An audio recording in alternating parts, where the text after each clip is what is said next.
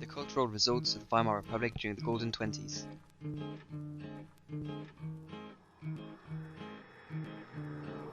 The Bauhaus is an art and architecture school in Germany. The Bauhaus was well known during the Golden Twenties because of its approach to design that it publicized and taught. The school existed in 3 German cities, Weimar, Dessau and Berlin, each under 3 different architect directors, Walter Gropius from 1990 to 1997. He was the most important in my research because he was the founder of the Bauhaus and he was also the architect director during the Golden Twenties. The Bauhaus brought many things to the world, for example, the style, a style created using primary colours and simple shapes. This style is very popular nowadays. The Bauhaus was something very important during the Golden Twenties as it amazed people. The architecture, as you can see in the picture, wouldn't be surprising nowadays, but in the 1920s this was something completely new.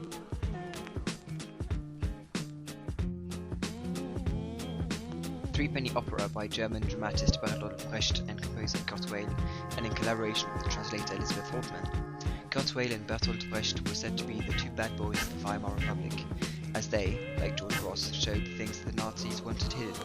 For example, in 1930, there was a revolt by Nazis because Kurt Weill and Bertolt Brecht had created another opera which created a scandal. The Threepenny Opera was a huge success. At first, the Threepenny Opera wasn't much of a big thing, but after the show, those who went boasted about it, and those who didn't lied that they had gone. It was an amazing success. Expressionism has many art forms. Expressionism can be shown as painting, literature, theatre, film, architecture and music. During the Golden Twenties, many people had to show their emotions.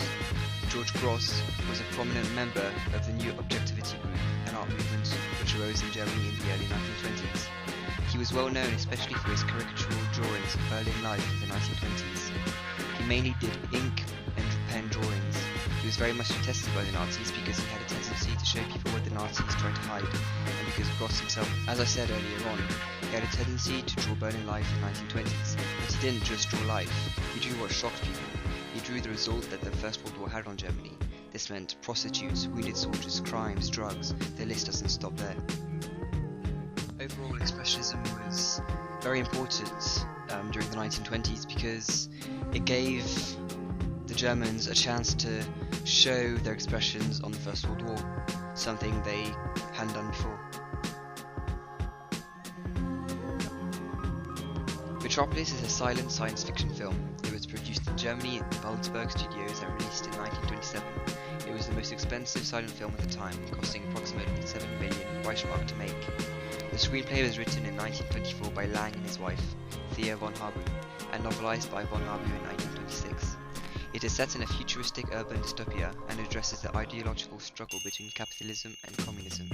However, some people say that the film is anti-capitalist, as it shows the workers slaving away and used like robots in poor conditions, as you can see from the clip.